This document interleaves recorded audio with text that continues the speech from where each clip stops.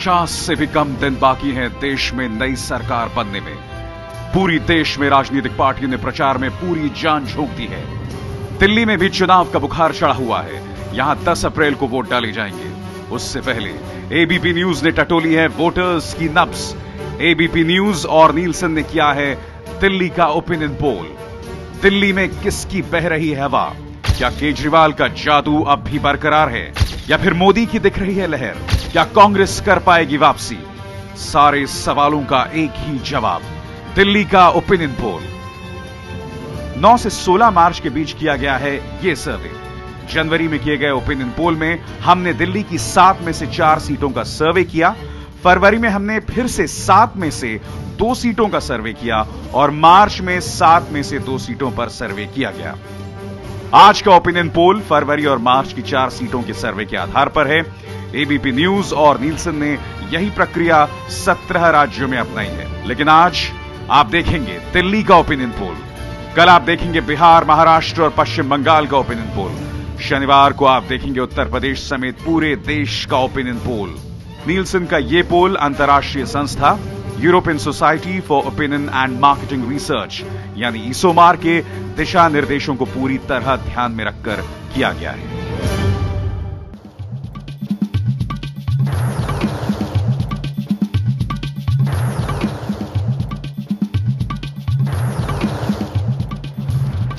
नमस्कार। तो जाहिर सी बात है कि अगर ओपिनियन पोल चुनावों के करीब होगा तो वो कहीं ज्यादा एक्यूरेट होगा और लोगों की दिलचस्पी भी उसमें सबसे ज्यादा होगी। और हम दिल्ली से आज आगाज इसलिए कर रहे हैं क्योंकि दिल्ली कर्मस्थली बनी हुई है इस पूरी सियासी ड्रामे में एक नवागुंतक आम आदमी पार्टी की भी। उसका पूरे राष्ट्र पे क्या इंपैक्ट पड़ रहा है, इसको लेकर भी कई किस्म की चर्चाएं हैं। दिल्ली की 7 सीटें हैं, मगर जैसे कि आप जानते हैं कि दिल्ली कहीं ना कहीं नुमाइंदगी करती है पूरे देश में रहने वाले लोगों की भी, सियासी राजधानी में एक तरह से कहा जा सकता है। बहरहाल मेरे साथ तमाम राजनीतिक मेहमान भी जुड़ रहे हैं। आम आदमी पार्टी की तरफ से आशीष खेतान हैं, बीजेपी की तरफ से नलिन कोहली और कांग्रेस समर्थक शहजाद पूनावाला, और साथ ही मेरे साथ तमाम जो पैनलिस्ट हैं, हमारे इन हाउस एक्सपर्ट्स भी हैं। आप सबका स्वागत है। मगर सबसे पहले जानते हैं 2009 के क्या नतीजे थे और जो हमारा ओपिनियन पोल है उसमें सभी पार्टीज के वोट शेयर क्या हैं। सीधे रुख करना चाहेंगे सुमेरा खान का। सुमेरा।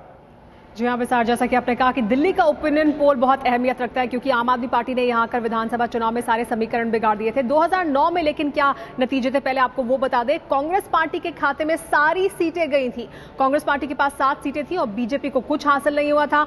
आम आदमी पार्टी तब थी नहीं, लेकिन विधानसभा चुनाव में आम आदमी पार्टी ने राजनीतिक समीकरण बिगाड़ दिए। अब ओपिनियन पोल क्या कह रहा है, कितना वोट प्रतिशत किसे मिल रहा है, वो आपको बताते हैं। बीजेपी को 32% वोट प्रतिशत मिल रहा है, आम आदमी पार्टी को 34% वोट प्रतिशत मिल रहा है और कांग्रेस पार्टी को 28% वोट शेयर।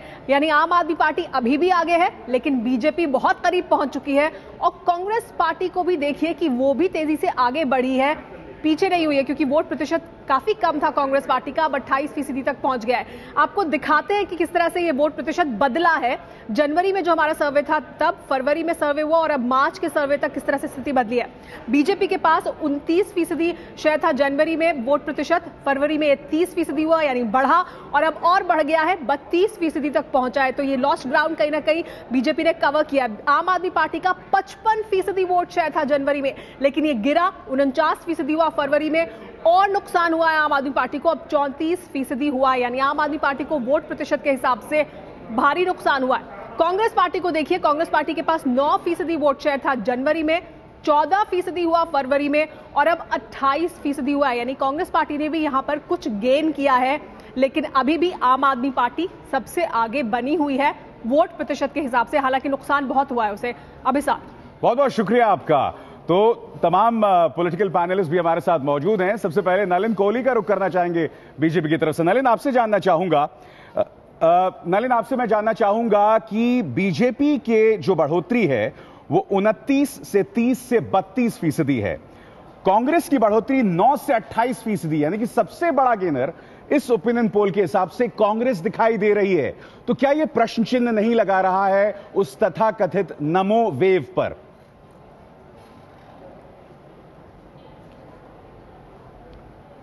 नहीं, अविसार जी, आंकड़ों की मजेदार बात है कि उसको एनालिसिस में कई चीजें हम भूल जाते हैं। यदि आप असेंबली सीट्स के हिसाब से जाएंगे, जो दिल्ली में असेंबलीज हुई थी, तो उसमें हमारे 31-32 सीट थे मिलाकर समर्थकों को, और हमारा वोट शेयर लगभग 32% ही था। आम आदमी पार्टी का 28% था और कांग्रेस उससे कहीं नीचे। और अगर आप उसको देखते हैं लोकसभा सीट के अनुसार, तो असेंबली चुनाव में हमारी 5 सीटें थी और आम आदमी पार्टी की 2। अब आपके जनवरी के पोल के हिसाब से, जहां तक मुझे याद है, आपने आम आदमी पार्टी को 6 सीटें दी थी। जो यहां महत्वपूर्ण प्रश्न ये नहीं है कि कौन बढ़ रहा है, इसमें पहले तो देखना पड़ेगा सीटों में क्या तब्दील है। और जो जनवरी में आप आम आदमी पार्टी को 6 सीटें दिखा रहे थे और भाजपा को 1, वो आज की स्थिति पे पहुंची है। बिल्कुल। दूसरी बात यह है कि एक्चुअल प्रश्न आपका यह है कि 55% से 34%, 21% ड्रॉप। बीजेपी बढ़ रही है। अब क्या है, एक पर्टिकुलर परसेंटेज के बाद कन्वर्जन इनटू सीट्स बहुत महत्वपूर्ण हो जाते हैं। तो अगर आप देख रहे हैं भाजपा 29, 30, 32 दिखा रहे हैं, तो इसका कन्वर्जन रेट भी उतना ही इंपॉर्टेंट है। चलिए, वो बहुत अहम बात है। अभी कहानी अधूरी है। शहजाद, मेरे ख्याल से शहजाद के चेहरे पे काफी अरसे बाद ओपिनियन पोल में मैं एक मुस्कान देख रहा हूं, कम से कम, क्योंकि 9 से 28% वो जो वोट आपका आम आदमी पार्टी की तरफ गया था, कम से कम ये ओपिनियन पोल इस बात की बानगी है कि वो वोट संभवतः आपके पास वापस आ रहा है। देखिए, पहली बात तो ये है कि कौन से 2009 में ओपिनियन पोल ने दिल्ली में हमें 7 सीटें दी थी, किसी ने भी नहीं दी थी। तो इससे ये मतलब नहीं है कि ओपिनियन पोल सही है गलत है, इसको छोड़ देते 1 मिनट के लिए। एक चीज़ देखना जरूरी है, फरवरी से मार्च में क्या हुआ है। फरवरी में इनकी सरकार गिरी है और इनका जो वोट शेयर था वो 15% से गिरा है, और वहीं कांग्रेस पार्टी का कथाकथित रूप से 14% से उभरा है। इसका मतलब ये है कि सीधा अर्थ ये है कि अरविंद केजरीवाल की पार्टी को बीजेपी ने खड़ा किया था ताकि कांग्रेस का वोट कम हो, और यही जो वैसे आप लोग फैसला कर लें कि उन्हें आपने खड़ा किया था या नलिन कोहली ने खड़ा किया था। ये दर्शाता है कि जिस प्रकार से एक्सपोज हो चुकी है आम आदमी पार्टी, अब वो वोट जो है, जो कांग्रेस का वोट था, वो वापस कांग्रेस के पास आ रहा है। और नलिन भाई से यही कहना चाहूंगा कि अगर आपकी लहर को जस्टिफाई करने के लिए इतना तर्क देना पड़े तो ये कोई लहर नहीं। नलिन कोहली, जवाब दीजिए इस बात का, क्योंकि देखिए, अगर आप एक नरेंद्र मोदी वेव की बात कर रहे हैं, सीट्स पर हम आएंगे और वो बहुत चौंकाने वाले आंकड़े हैं नलिन, इंतजार कीजिएगा उसका। मगर अगर सिर्फ 2% की बढ़ोतरी है, और देखिए मैं वो कह रहा हूं, गेन कौन कर रहा है, 9 से 28%, वो पार्टी जो कि कई मुद्दों पर अपनी विश्वसनीयता खोती जा रही है, यह आपके लिए एक चिंता की बात है नलिन?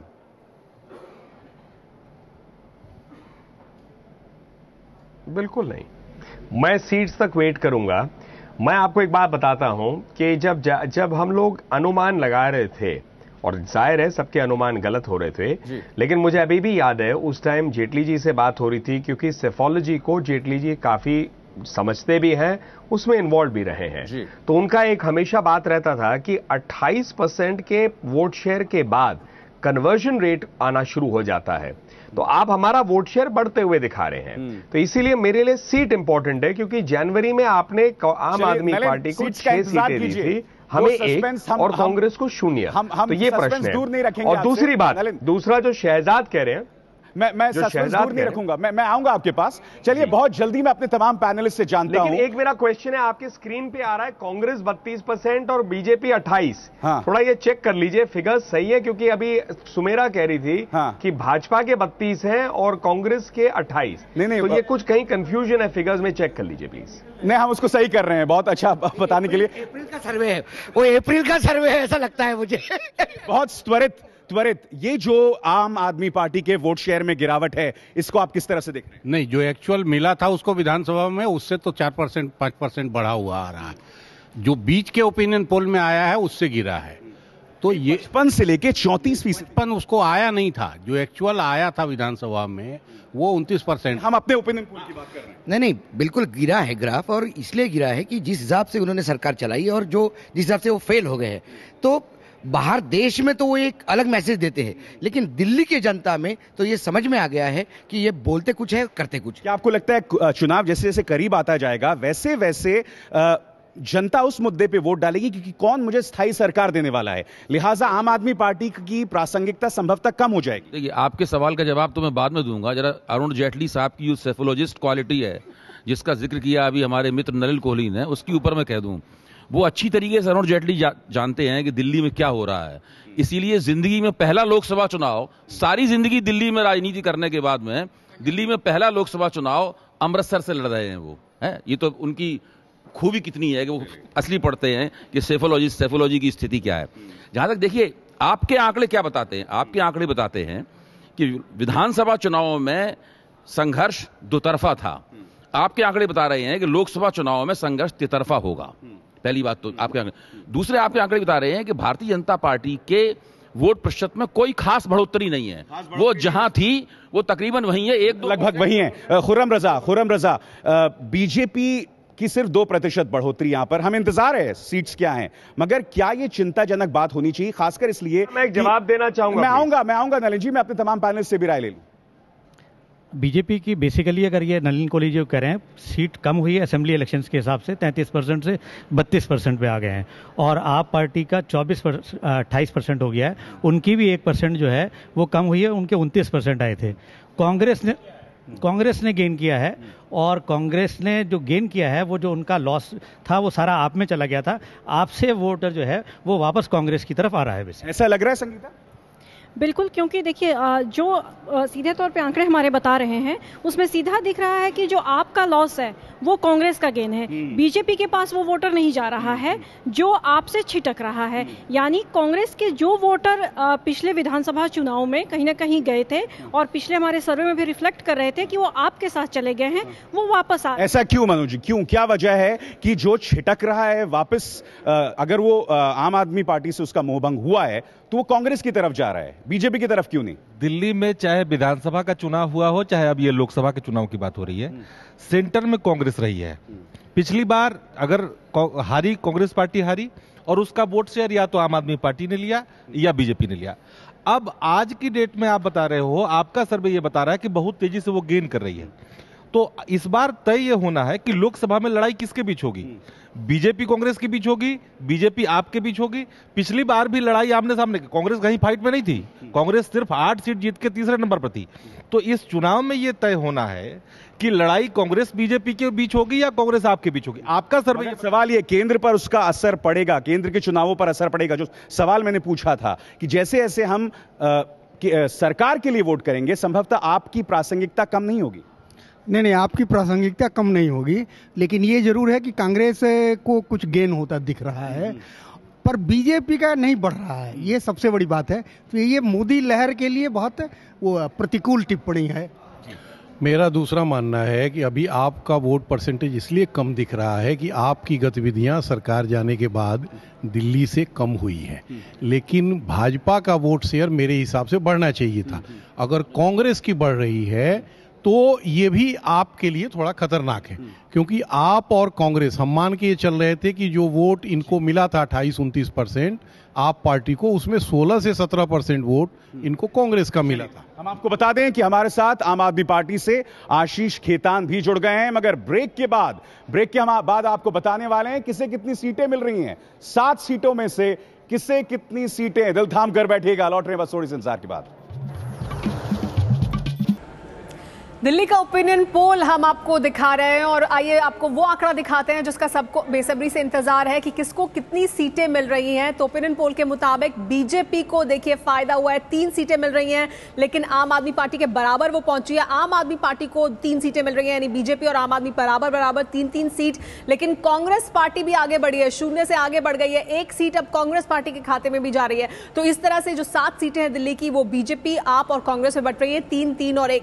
लेकिन आपको कि किस तरह से तस्वीर बदली है, जो हमने जनवरी में सर्वे किया और फरवरी में सर्वे किया, और फिर अब बीजेपी को 1 सीट मिल रही थी जनवरी के सर्वे में, 1 ही सीट फरवरी के सर्वे में, लेकिन वो आगे बढ़ी है, 3 सीट पर पहुंची है। आम आदमी पार्टी लेकिन नीचे गिरी है, 6 सीट जनवरी के सर्वे में मिल रही थी, 6 ही सीट फरवरी के सर्वे में मिल रही थी, लेकिन अब उसे 3 सीट मिल रही हैं। और कांग्रेस पार्टी, जिसको कुछ नहीं मिल रहा था जनवरी और फरवरी के सर्वे में, वो आगे बढ़कर 1 सीट पर पहुंची है। तो बड़ी बातें क्या निकलकर दिल्ली के ओपिनियन पोल से सामने आई हैं कि आम आदमी पार्टी को भारी नुकसान हो रहा है। 6 सीट से 3 सीट अब उसे मिलती दिखाई दे रही हैं। 6 सीटें पहले मिलने का अनुमान था, अब 3 सीटें। बीजेपी और कांग्रेस दोनों को फायदा हुआ है। सीटों में आम आदमी पार्टी और बीजेपी बराबर आकर खड़ी हो गई है। वोट शेयर में हालांकि आम आदमी पार्टी अभी भी आगे है और बीजेपी उससे पीछे है। तो ये बड़ी बातें और वो सीटें किस तरह से बट रही हैं बीजेपी, आप और कांग्रेस में, अभिसार, जिसको सब जानना चाह रहे थे। बिल्कुल, बहुत कम होता है ओपिनियन पोल्स में कि ऐसी तस्वीर उभर कर आए जिसमें सभी के लिए कोई ना कोई खुशखबरी है। अब देखिए, आम आदमी पार्टी की गिरावट जरूर आई है, मगर आप देखिए अभी भी वो नंबर 1 है वोट शेयर को लेकर। बीजेपी इंक्रीज हुई है, कांग्रेस इंक्रीज हुई है। सीधे रुख करना चाहेंगे आशीष खेतान जो हमारे साथ जुड़ गए हैं। आशीष, आपका वोट शेयर हमारे ओपिनियन पोल के हिसाब से 55 से 34% गिर गया। क्या ये एक तरह से एक्सपेक्टेड लाइंस पर था? क्योंकि जैसे जैसे लोकसभा के लिए वोटिंग होगी तो संभवतः लोग ऐसी पार्टी को वोट देना चाहेंगे जो उन्हें स्टेबल सरकार दे और सरकार बनाने का वादा करे केंद्र में। नहीं, मैं इस बात से बिल्कुल भी सहमत नहीं हूं अभिसार। लोग ये जान रहे हैं कि स्टेबिलिटी का जो नारा है वो जनता को गुमराह करने के लिए है। पिछले 10 सालों से यूपीए की सरकार भी बड़ी स्टेबल रही थी, उससे पहले 5 साल एनडीए की सरकार भी बहुत स्टेबल थी। स्टेबल सरकारें अच्छी होती हैं, जनता के हित के लिए काम करती हैं, ये बहुत बड़ा एक दिखावा है, छल है। तो स्टेबिलिटी के नाम पर तो वोट दिल्ली की जनता नहीं देगी। नहीं, आपको जो नुकसान हो रहा है आशीष, को मालूम है, आपको जो नुकसान हो रहा है उस पर मेरा सवाल है। जो आम आदमी पार्टी को नुकसान हो रहा है, क्या वो ये नहीं बताता कि संभवतः केंद्र की सियासत में आपको वो एक गंभीर प्लेयर नहीं समझ रही है जनता? नहीं, बिल्कुल, हमें बहुत ही गंभीर प्लेयर समझा जा रहा है। दिल्ली की जनता ये कह रही है कि पिछली लोकसभा में 70% समय सांसदों ने लोकसभा में काम नहीं किया, लोकसभा चल नहीं पाई। दिल्ली की जनता अब ऐसा सांसद चाहती है जो लोकसभा में उनके मुद्दे उठाए। मैं करोल बाग में बैठा हूं, अपनी नई दिल्ली लोकसभा के क्षेत्र में बैठा हूं। नई दिल्ली लोकसभा के लोग कह रहे हैं कि उनके मुद्दे पिछले 5 सालों में उनके सांसद ने कभी संसद के पटल पे नहीं रखे। अभी 3 दिन पहले टाइम्स ऑफ इंडिया ने एक रिपोर्ट छापी जिसमें यह दिखाया कि अजय माकन सिर्फ 33% समय संसद में प्रेजेंट रहे। उन्होंने एक भी डिबेट में हिस्सा नहीं लिया। इस पे आपसे जवाब चाहूंगा मैं। आशीष खेतान कहते हैं, अभी सर अपनी बात पूरी कर लूं, संक्षिप्त में बोलिएगा। अपनी बात पूरी कर लूं। वो ये दिल्ली की जनता ये चाहती है कि जो भी उनका एमपी चुन के लोकसभा में जाए वो उन्हीं की तरह ईमानदारी से 14 घंटे 15 घंटे लोकसभा में बैठकर जनता के मुद्दों पर काम करे। नलिन, जवाब इसका दीजिए। जनता को मालूम है, दिल्ली की जनता को मालूम है क्या स्टेबिलिटी मुद्दा नहीं रहा? क्या स्टेबिलिटी मुद्दा नहीं रहा जैसे आम आदमी पार्टी के आशीष खेतान कह रहे हैं? क्या स्टेबिलिटी मुद्दा नहीं है?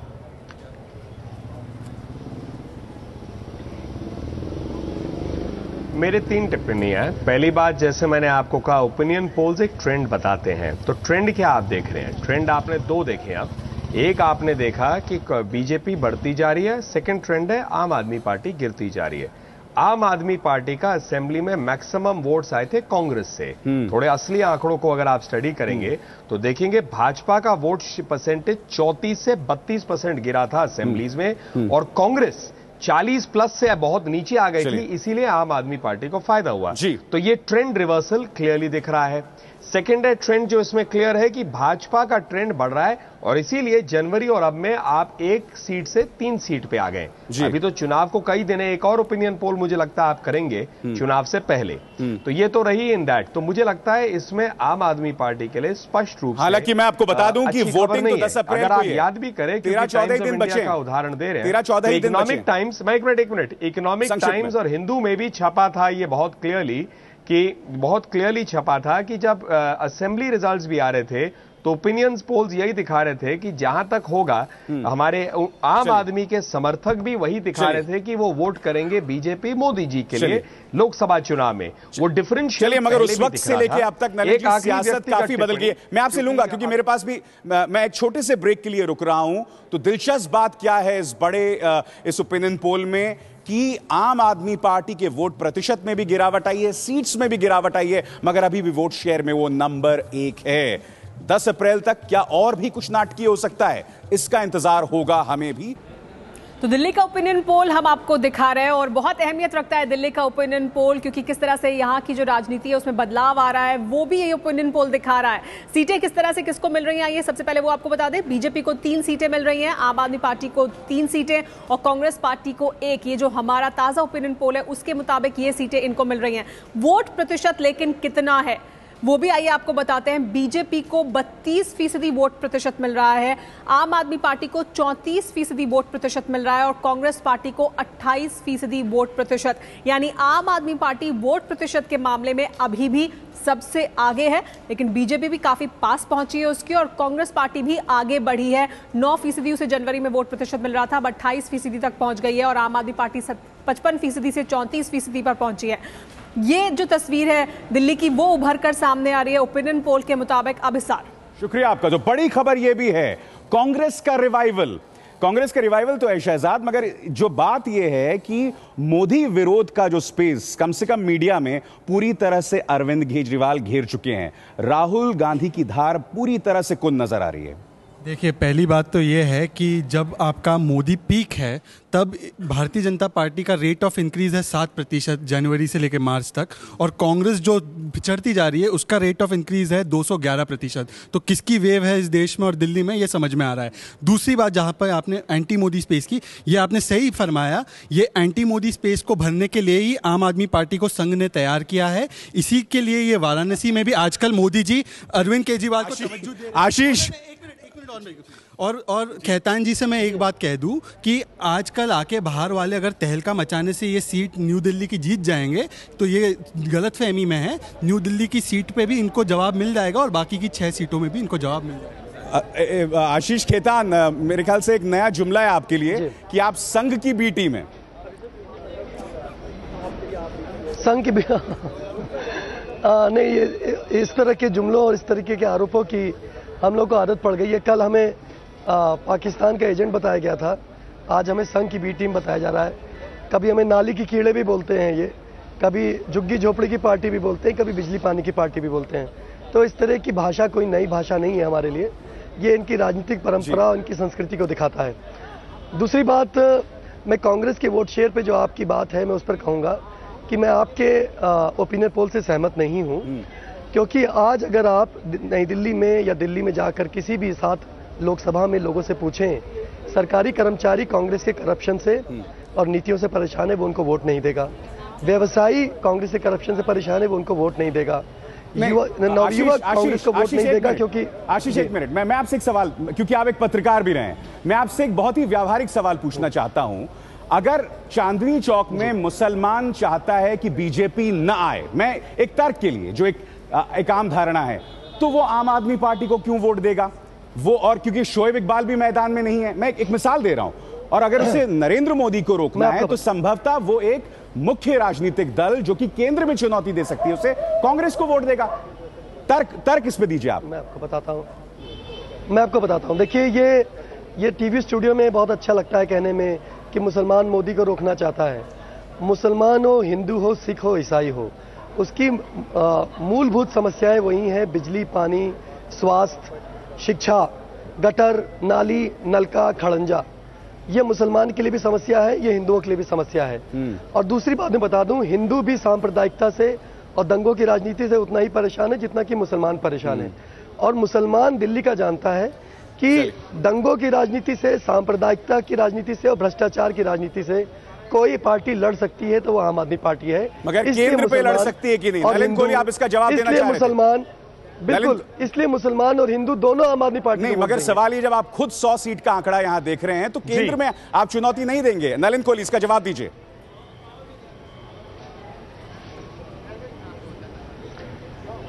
पहली बात, मैंने ट्रेंड की बात की। मुझे लगता है इस पूरे ओपिनियन पोल में ट्रेंड ही सबसे इंपॉर्टेंट फैक्टर है। आज आप बीजेपी को 32 दिखा रहे, ट्रेंड अपवर्ड्स है। आम आदमी पार्टी डाउनवर्ड्स है मैसिवली, 21%। कांग्रेस का वोट शेयर टूटा था जो आम आदमी पार्टी के प्रति गया था। कांग्रेस अपने ट्रेडिशनल वोट शेयर पे आने लग गई है वापस। इस ट्रेंड पे मैं आपको दावे से कह सकता हूं, बेसिक सेफोलॉजी है। 32 का जैसे 34 होता है, आप देखिएगा। मगर नलिन, एक बताइए ना, वो 14% आपके पास आना चाहिए था। आप ये कहेंगे परसेंटेज कम है, नहीं, वो 14% आपके पास आना चाहिए था ना नलिन जी। और खासकर पिछली बार तो 7-0 का आंकड़ा बात है। ये फिगर, हाँ, ये बिल्कुल अभिसार जी, देखिए we are talking of an opinion poll, we are not talking of a final result. जी फाइनल रिजल्ट तो सिर्फ 10 के बाद ही पता पड़ेगा ना, तो इसीलिए हम लोगों को इसकी एनालिसिस तब करनी चाहिए। आज आप ट्रेंड को कर रहे हैं, आप छोटा सैंपल लेते हैं और उसका ट्रेंड करते हैं, ये सीट वाइज स्पेसिफिक भी नहीं है। दूसरी बात जो आम आदमी पार्टी नलिन जी, अब जब यही छोटे-छोटे सैंपल बीजेपी को सपोर्ट करते हैं तो आपको अच्छा लगता है। क्या जो आम आदमी छोटे-छोटे सैंपल आपको बहुत छोटे लगने लगे क्योंकि आपका वोट शेयर और छोटा हो गया। पार्टी ने गलियाया था पूरे भारत सरकार के अफसर्स को। चलिए, मैं जो कह रहा था कि आम आदमी पार्टी ने जब एग्जीक्यूटिव, पुलिस और व्यवस्था सबको करप्ट बताया, तो क्या ये व्यवस्था इनको वोट करने वाली है? गवर्नेंस का काउंटर कौन है? और मैंने पहले भी कहा, लास्ट ईयर भी चुनाव से पहले क्लियरली ओपिनियंस यही दिखा रहे थे कि इनके समर्थन भी बीजेपी के प्रति है। इसीलिए मुझे कोई आश्चर्य लग ही नहीं रहा है इस ओपिनियन पोल में, ये हमारे कैलकुलेशन और ट्रेंड्स के अनुसार ही चल रहा है। नहीं, मगर उस वक्त काफी पानी बह चुका है जब ये बात हो रही थी कि आम आदमी पार्टी का सपोर्टर जो है विधानसभा में, वो संभवतः लोकसभा में मोदी के लिए सपोर्ट करेगा। उस वक्त से लेकर माहौल नाटकीय अंदाज से बदल चुका है दिमाग। हाँ, बिल्कुल सही है। मुझे लगता है कि जो पिछली बार जो वोटिंग हुआ था उसमें अगर आप झुग्गी झोपड़ियों, और हमने ग्राउंड जीरो कई बार वहाँ पर किया, तो झुग्गी झोपड़ी का जो वोट था वो ये कह रहा था कि हमें उम्मीद नहीं थी कि आम आदमी पार्टी इतना अच्छा करेगी और इस बार हम आम आदमी पार्टी को वोट देंगे, तो वो एक वहाँ खिसकेगा। और जो अपर क्लास और जो मिडिल क्लास था उसका काफ़ी हिस्सा ये कह रहा था कि नहीं, हमने इस बार आम आदमी पार्टी को दिया है पर हम बड़े चुनाव के लिए हम ज़रूर बीजेपी को वोट देंगे, उनका एक तरीके से तय था। अगर आप देखें पिछले विधानसभा चुनाव से, तो बीजेपी का वोट कहीं बहुत ज़्यादा बढ़ा नहीं है, आम आदमी पार्टी का वोट कुछ बढ़ा है। लेकिन हैरानी, मेरे ख्याल से बड़ी खबर जो इसकी है वो ये है कि कांग्रेस का एक तरीके से उभार दिखाई दे रहा है। कहाँ से वो कांग्रेस को वोट आ रहा है, कैसे वो कांग्रेस वोट ला रही है, वो एक समझने वाली बात है। क्योंकि अगर कांग्रेस इतना वोट ला रही है और उभार में है, तो चुनाव आते आते तक और ये उछलेगा आंकड़ा। एक और बात समझने वाली ये है कि बीजेपी, ये जो जब सर्वे हुआ था, ये वो दौर है जब बीजेपी थोड़ा सा ठहर गई थी, क्योंकि बीजेपी का जो उभार आया था, सीटों का जो डिस्ट्रीब्यूशन हुआ, वहाँ कहीं जाके बीजेपी थोड़ा ठहरी है, जो कि हर बार होता है। जो पार्टी जीत रही होती है, जब भी सीटों का डिस्ट्रीब्यूशन होता है तो थोड़ी वो पार्टी ठहर जाती है। सीटों के डिस्ट्रीब्यूशन के बाद अब जब चुनाव का जो दौर आएगा उसमें थोड़ा सा वो उछाल जरूर लेगी। मेरे ख्याल से ये वो दौर है जहाँ बीजेपी थोड़ा सा ठहर गई थी। आगे और बीजेपी गेन कर सकती है संगीता? देखिए, जिस तरह से कांग्रेस का बढ़ रहा है वोट परसेंटेज, तो आप ये मान के चलिए कि कांग्रेस अपने ट्रेडिशनल वोट को खींच रही है अपनी ओर। वहीं पर आप भी जो खींच रही है वो कांग्रेस के ही वोट को, जो कांग्रेस का वोटर रहा है। यानी दोनों वोट आपस में क्लैश करेंगे, बटेंगे, और बीजेपी को निश्चित तौर पे इसमें थोड़ा फायदा होगा। जो दिख रहा है कि अगर ये ट्रेंड रहा, तो अगर कांग्रेस ने थोड़ा और गेन किया और आपका थोड़ा सा और नीचे गया, तो निश्चित तौर पर इसमें फायदा बीजेपी को होगा। लेकिन जो अहम चीज़ है यहाँ पर वो ये है कि आप जो अभी आशीष खेतान कह रहे थे, मैं उनसे इस बात से कतई सहमत नहीं हूँ कि दिल्ली के लोग सिर्फ ये चाहते हैं कि कोई संसद में बैठे लोकसभा में और उनकी सिर्फ आवाज उठाए। मुझे लगता है कि दिल्ली के लोग ये भी चाहते हैं कि एक विकल्प उनके पास सरकार बनाने का हो, कि वो सरकार में भागीदारी हो, और वो विकल्प कहीं भी अभी तक आम आदमी पार्टी क्लियर नहीं कर पाई है कि सरकार बनाने में उसकी पोजीशन कहाँ पे है। बिल्कुल, जब गवर्नेंस की बात आएगी और जैसे जैसे जनता को ये वोट देना होगा कि मेरा प्रधानमंत्री कौन होगा, मेरी सरकार कौन बनाएगा, और उस वक्त जो है ध्रुवीकरण वाकई राजनीतिक तौर पर इन्हीं दो दलों के बीच सिमट सकता है। इसकी भी चर्चा करेंगे थोड़े से इंतजार के बाद।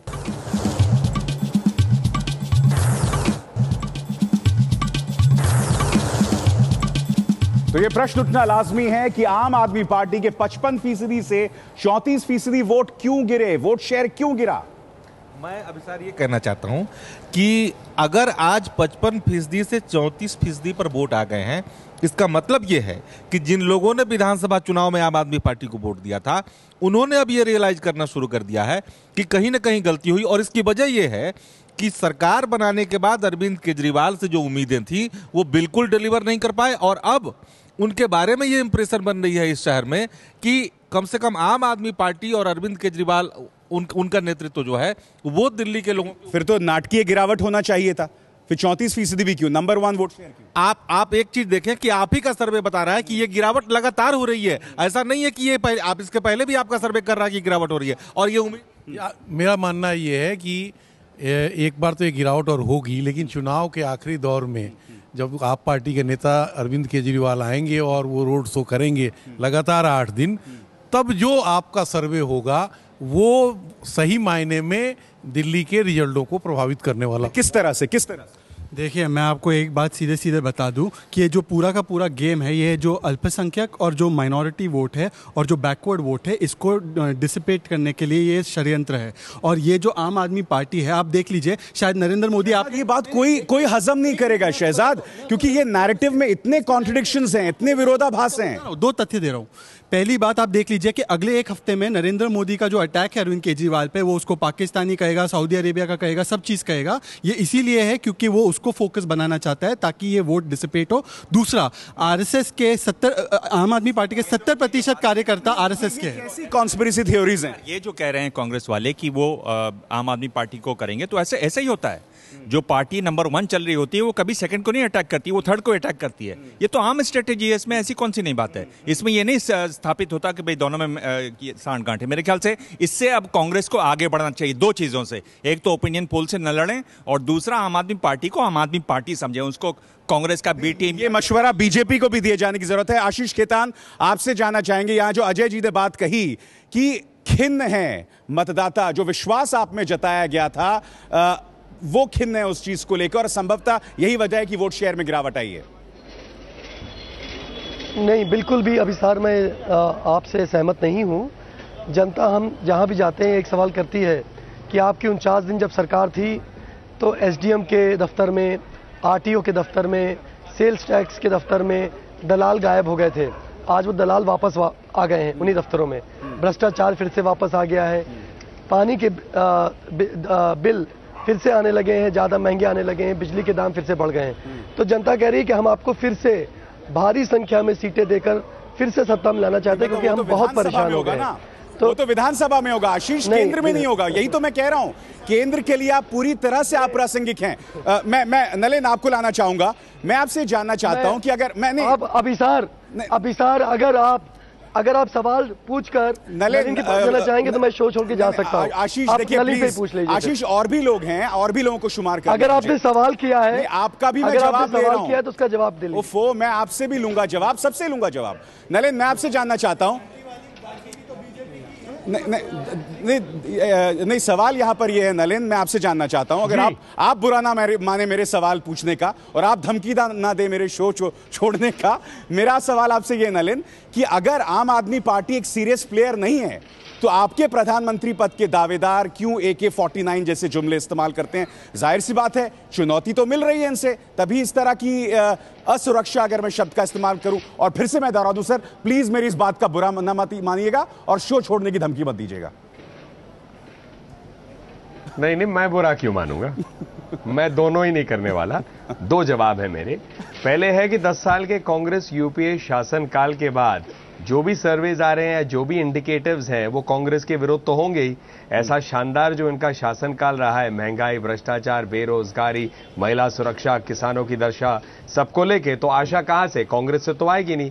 और दूसरी तरफ एक और मॉडल देख लिया है दिल्ली में, बच्चों की झूठी कसम खा के सत्ता में आना, अपने आप को अराजक कहना। तो चॉइस क्या है? चॉइस स्पष्ट रूप से भाजपा है। अब आ जाते हैं AK-49 पे। भाई, हमने तो रेफरेंडम कश्मीर पे मांगा नहीं है, हमने तो नहीं कहा कि प्लेबिसाइड होना चाहिए, हम जो है फॉरेन फंडिंग नहीं लेते हैं। हमारे कोई भी ऐसे लोग इस रूप से कि तैयारी करें कि हमारा भी राजनीतिक दौर जो है चल पड़े, तो मतलब इसमें क्या है? आपको वो चुनौती दे रहे हैं क्या राष्ट्रीय स्तर पर आपको? नहीं, वो ऐसा है, मुझे लगता है मैं इसलिए कहता हूं केजरीवाल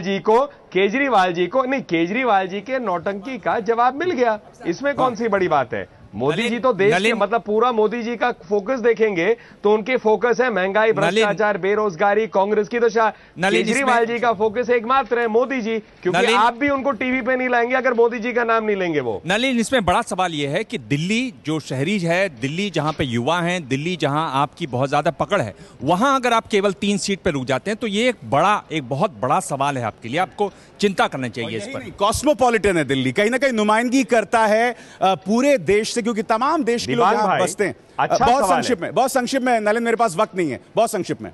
अच्छा सवाल है दिबांग भाई। हाँ, 10 सेकंड। अच्छा सवाल है दिबांग भाई। उसका जवाब यही है कि जनवरी में 6 सीटें आम आदमी पार्टी, 1 भाजपा को। अभी 10 अप्रैल दूर है।